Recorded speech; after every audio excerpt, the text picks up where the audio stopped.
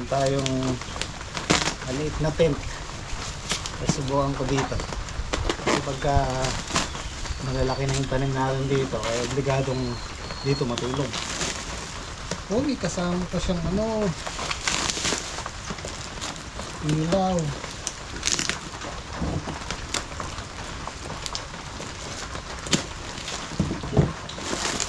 Meron siyang LED. Ano kaya to? Solar. Okay. Ayos ah. Tingnan natin. Yun oh, ang cute. Ayos.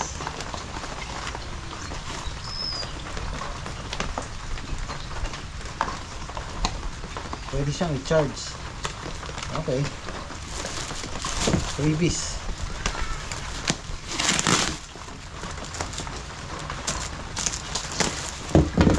Meron siyang kasamang sapin. Try lang to guys, maliit lang siya. Pina-order ko kay Macy's sa online.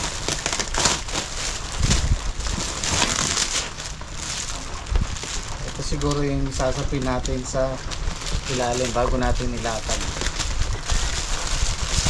So, pwede rin ito.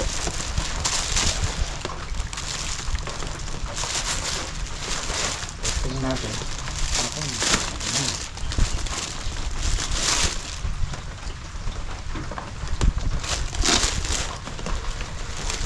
Kulay pink, kulay dilaw.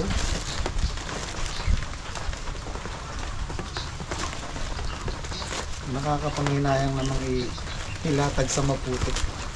Dapat kulay black para hindi masyadong bumihin. Malamang ito sa loob, pang loob. So, siguro bibili na lang ako ng pangsapin dito, yung goma, yung kulay black.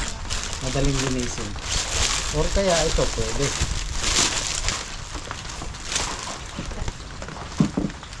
Tingnan natin yun.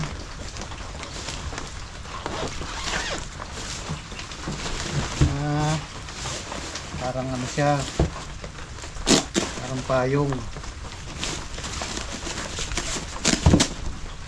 Actually meron na akong isang ganito kaya lang ito makapal-kapal guys. Kasi nabili kong una manipis.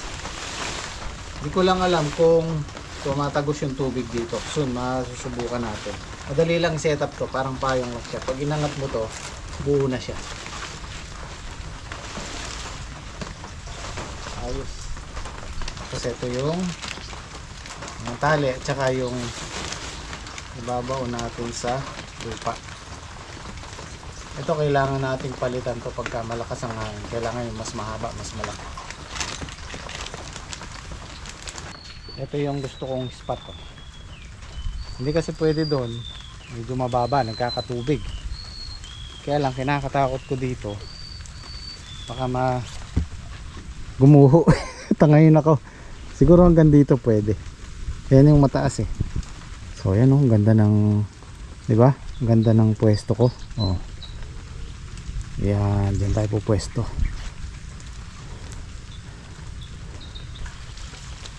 Tagal ko nang pinaplano to noon pa Actually dun sa farm 2 nakapag overnight camping na ako doon. Yung lumang tent ang ginamit ko.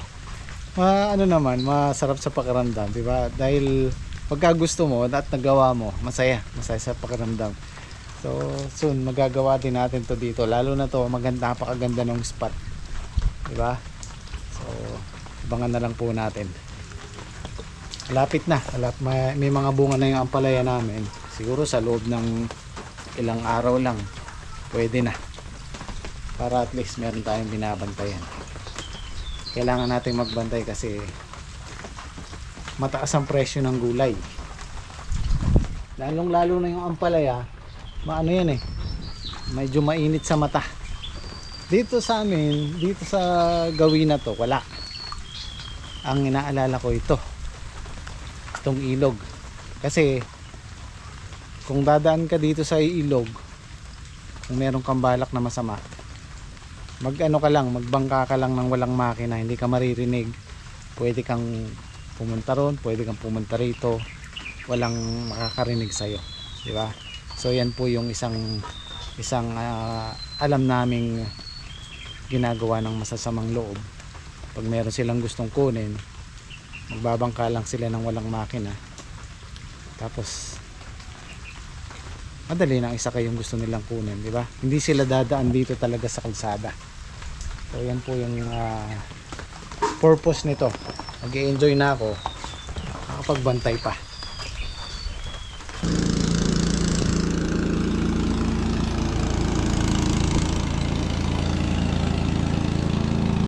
Yan pa yung isang malakas makapagpatibag ng ano, yung alon ng bangka na ganyan.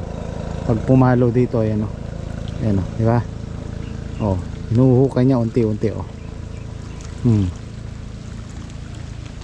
Lalong-lalo na yung ano, yung eroplanong dumadapo, lumalapag diyan, dumadapo. Pag lumapag yung eroplanong, alam ko sa ano yun sa DA. Pag lumapag diyan yon, diyan siya nagla-landing. Talagang malakas yung alon. So pinapalo niya yung lupa dito. Ayan. Oh. Ito oh. Malapit na rin.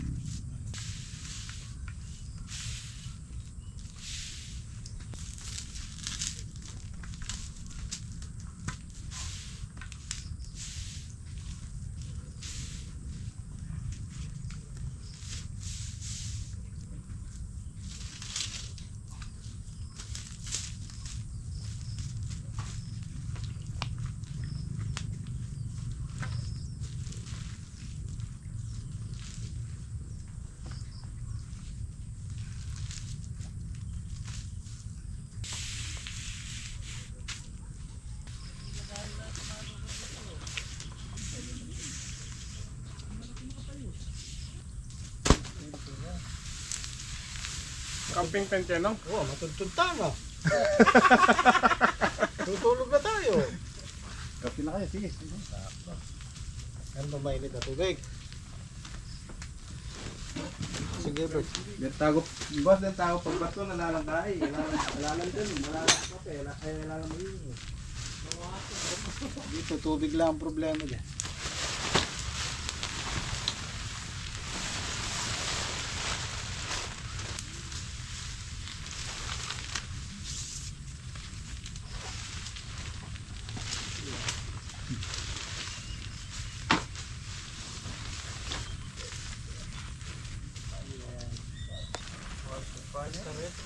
Si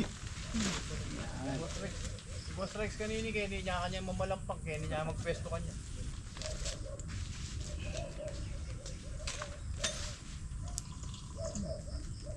Ay, sarap ng kape.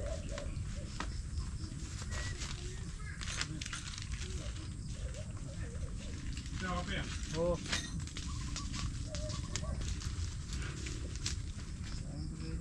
Wala siya rin pala niya, no? Single yan. Online niya po yan. Tumesting naman lumala. Ay, manladlad. Na? Ay, Ay, kapusag daray nga saan? Nabro yung 5-star. Pagkita na pa diretso. Ito yung masakit eh. Ito yung balo eh. Pero? Okay, 5 star.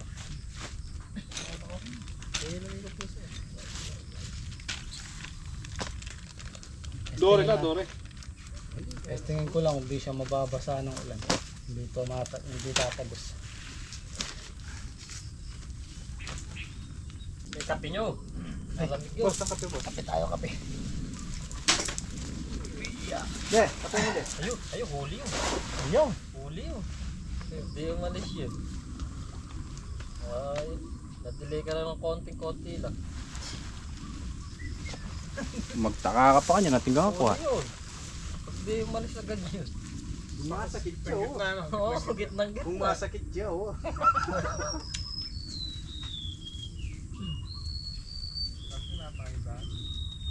Ladlad na. Yeah. Dilog-dilog ah. Naklawin ko na yan. Doon tama siya. Siyempre. Hindi, pang single lang. Sino pa yata tumabi sa akin?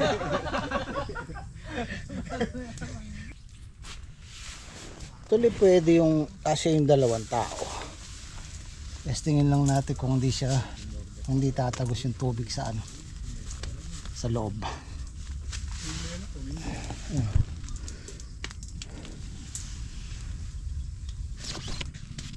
Sabay natin sa likod. So umalis yung mga kasama ko, kumuha ng bukawi dun sa farm 2. I-idlip muna ako, subukan ko makaka-idlip ako dito.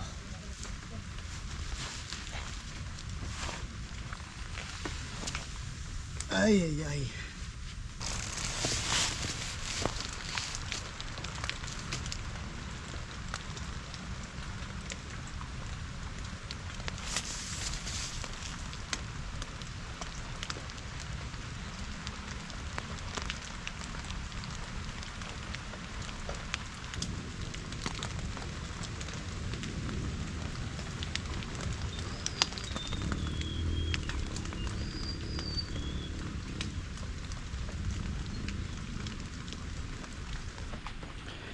Masarap sana tong pwesto ko na to. Naiidlip na ako kanina, kaya lang iniisip ko.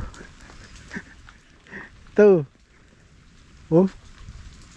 Although malayo pa naman siya, kaya lang mahirap na. Kamamaya matibag to, magiba to, matangay ako. Okay sana dito eh. So siguro kung matutulog ako dito, doon ako sa medyo malayo. Kilalayo ko ng konti sa ilog. Kasi baka hindi natin masabi. Yan o. Nagigibahan na to eh. Baka mamaya biglang lumakas yung tubig, lumakas yung agos. Oh. Diba? Mahirap na.